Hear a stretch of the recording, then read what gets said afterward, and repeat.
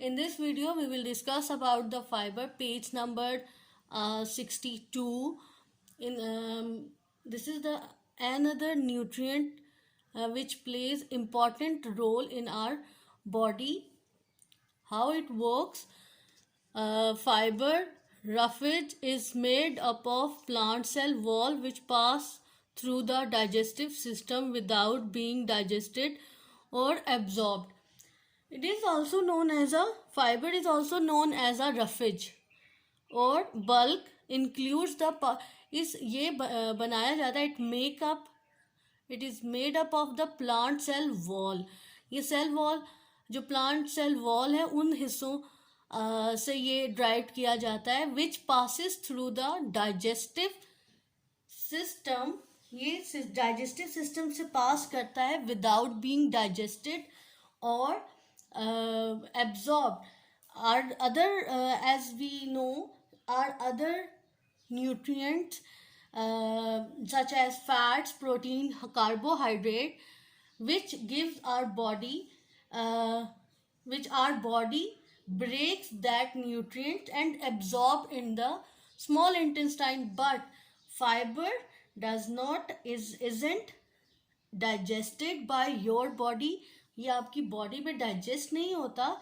Instead it passes relatively intact through your stomach. ठीक है, ये जो स्टमक वॉल्स हैं ये आपकी और इंटेस्टाइन वॉल्स हैं, इनको स्ट्रेंथन करता है and it passes the extra waste to the respective part.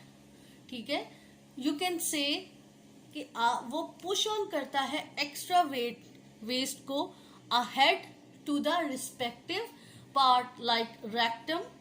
ठीक है, फ्रॉम एंड रेक्टम से फिर जो एक्स्ट्रा वेस्ट है वो आपकी from the anus it is out of your body.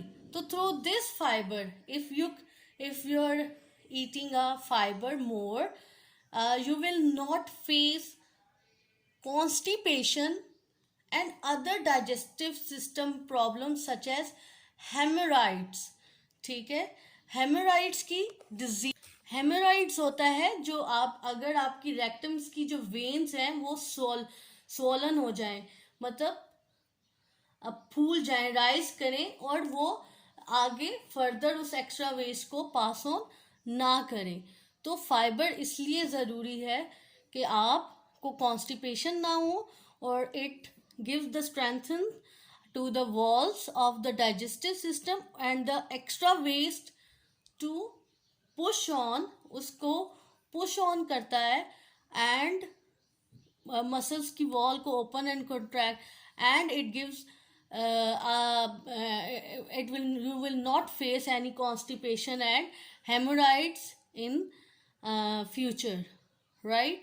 So we should eat fiber, and these are fiber containing foods, vegetables, nuts, right? Whole grain fruits.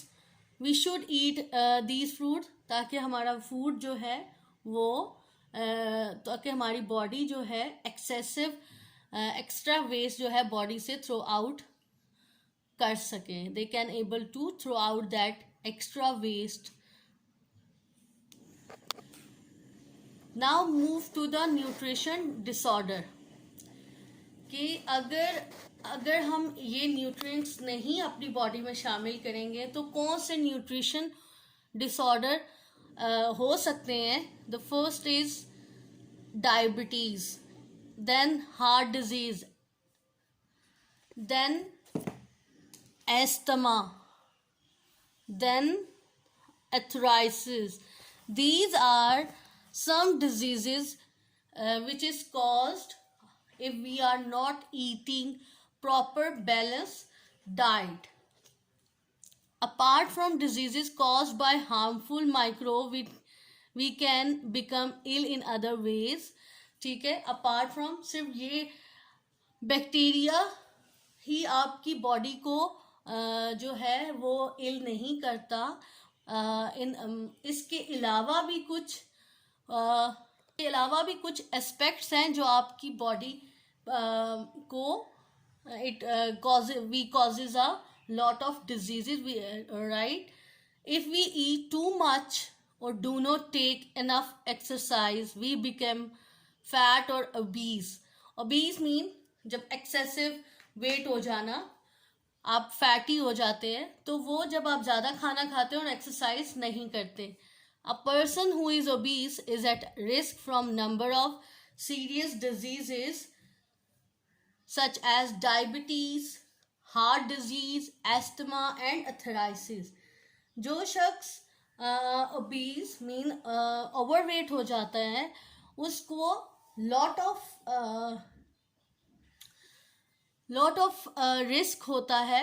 There is a lot of risk to in facing most many diseases such as diabetes, heart disease, asthma and arthritis जैसी बीमारियां उसको easily लग सकती हैं.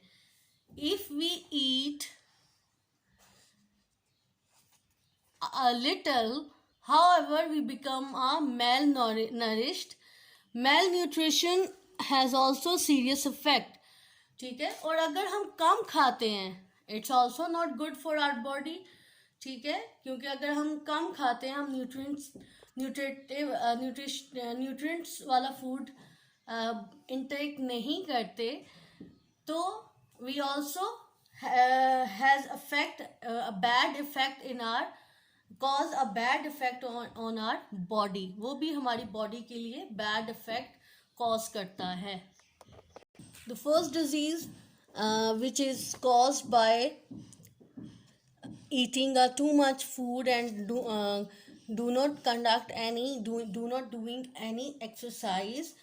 Diabetes is a condition when your body does not make enough insulin, or the insulin it makes does not work properly.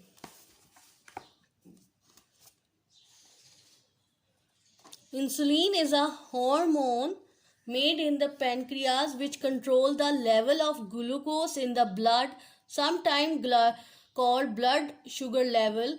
People with diabetes could go on to develop serious health problems such as heart disease, blindness and even limb amputation.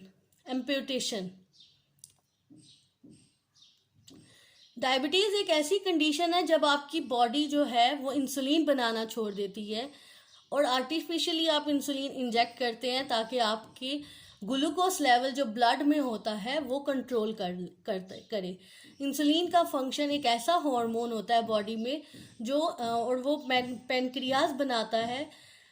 तो अगर वो level of glucose जो है वो आपके glucose level को control करता है. ठीक है, और वो जब राइज कर लेता है, इससे आपके डिफरेंट डिजीजेस कॉज होते हैं, जिनमें हार्ट डिजीजेस है, ब्लाइंडनेस है and even limb amputation. Limb amputation का मतलब है disability of some organs, some limb. आपके जो कुछ पार्ट हैं वो आपको लॉस करना पड़ते हैं, कट करना पड़ते हैं. आपके फुट तक डायबिटिक पेशेंट को सम टाइम आपके फुट वगैरह भी इसमें कट करना पड़ जाते हैं, तो डिसेबल हो जाते हैं, वो प्रॉपर वर्क नहीं करते.